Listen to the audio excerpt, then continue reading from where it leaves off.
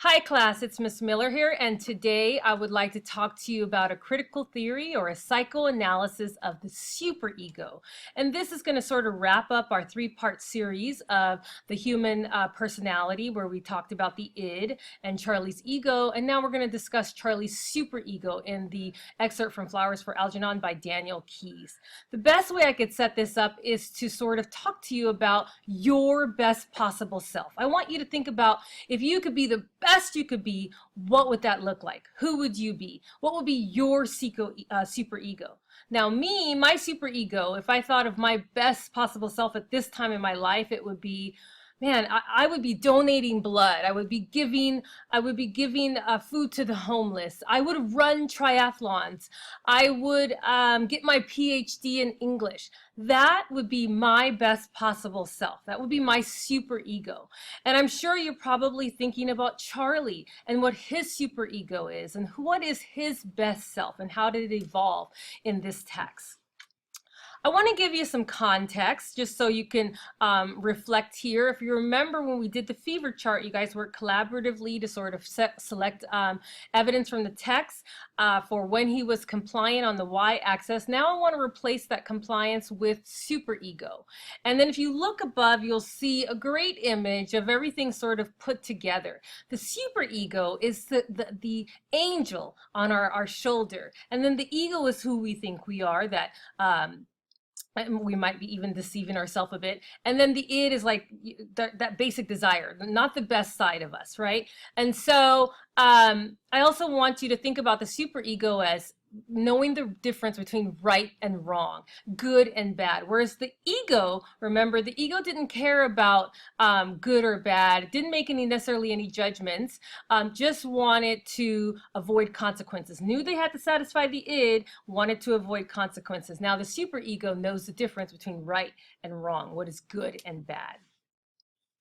Now, the superego defined, before we sort of go any further, the part of a person's mind that acts as a self-critical conscience, reflecting social standards learned from parents and teachers. So if you look at this image, this is a great image of someone just really being hard on themselves, looking at themselves and saying, thinking about all the things their parents have told them, all the rules their teachers have told them, everything that society has sort of imposed on them, and is telling it to themselves now, and is reminding the self, hey, you can't do that. It's almost like that parent speaking, but it's you talking, right? Don't eat with your mouth full, or don't speak with your mouth full. Make sure you sit down properly. Please be quiet when you go to church. Don't talk in the library. You have to whisper. You need to do your homework at this time. Make sure, right? And all of the things that are set in place, we no longer have that parent doing it. We don't have that teacher there by our side. Society is the sort of enforcing the rules. We're doing it to ourselves. Okay? Now, if we look at the superego, it also includes a sense of guilt and shame. We feel bad now if we don't do things right, or if we are assuming that we didn't do things right. And in this case, we look at Charlie. He feels really ashamed, right? Because he's recognizing that he's sort of ostracized. He's fired from his job. His friends don't want anything to do with him. Dr. Newmar and Dr. Strauss are sort of alienating themselves. Miss Kenyon also feels a little bit uncomfortable. And so initially he valued intelligence and being smart, and not being dumb. And now he has it, right? And then he loses his friends, and his relationships differ, they change. And so he says, once again, now I have a feeling of shame burning inside of me. Great imagery there. So it's not just a little bit of shame, it's intense shame that he feels at this point in the text. This intelligence has driven a wedge between me and all of the people I once knew and loved, right? This sort of says it all. So here it is. His superego recognizes that this doesn't feel very good. This shame doesn't feel good. And so we know there's nothing wrong with him being smart, but this is how he feels. Now, the superego, obviously, it's the opposite of the id. To me, when I think of Charlie, this right here exemplifies him in his superego. I was so impressed and proud of Charlie when he responded. He sort of checked himself. He checked everybody else. If you recall the incident with the dishwasher boy, and if you look at the top, it says, "Get the broom and sweep that mess up. A broom, you idiot." And this is the boss's response to this young boy who reminds Charlie of himself.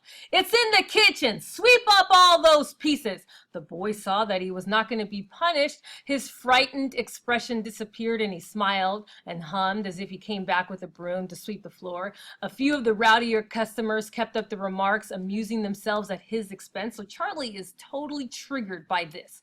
"Here, Sonny, over here. There's a nice piece behind you. Come on, do it again." He's not so dumb. It's easier to break him than wash him. So as his vacant eyes moved across a crowd of amused onlookers. Now, this isn't Charlie. This is another kid in the story, but it definitely resembles Charlie, right? In his id and ego state. He slowly mirrored their smiles and finally broke into an uncertain grin at the joke, which he obviously didn't understand.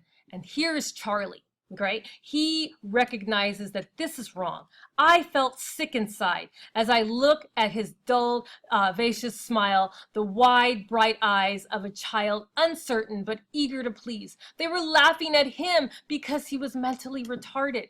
And I had been laughing at him too. So Charlie is checking himself like, whoa. Suddenly, I was furious at myself and all those who were smirking at him. I jumped up and shouted, "Shut up! Leave him alone. It's not his fault. He can't understand. He can't help what he is. But for God's sake, he's still a human being."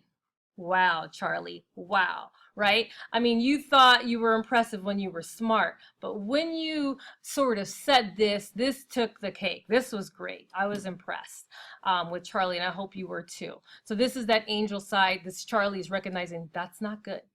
That is wrong what's happening, and he spoke up.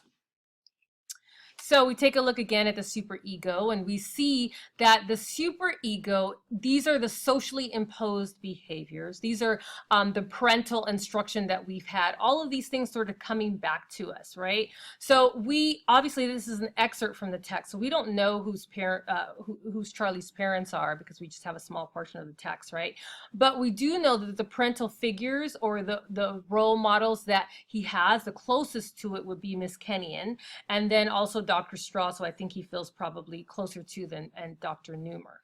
So that would be that instance. And then living in society and learned behaviors that he's learned. He's also, we looked at what it looked like and how he's supposed to behave when he wasn't so bright and how he would respond to people laughing just like the little boy.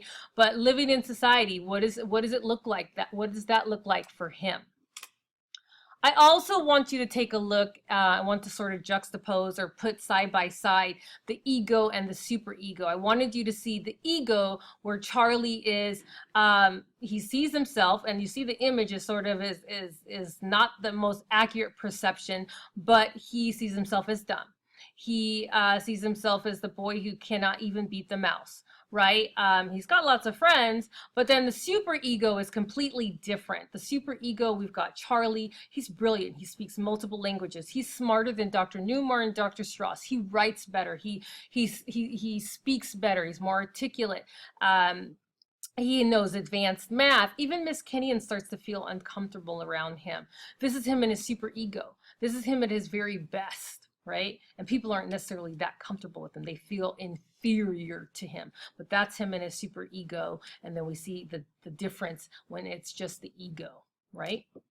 So I hope that's helpful. Now, we aren't necessarily finished with our study on a psychoanalysis, but we are finished with the 3-part series of the human personality. So we still want to look at the author, Daniel Keyes. That's coming next. And when we get to study the author's life a little bit, then we might have some insight into the text.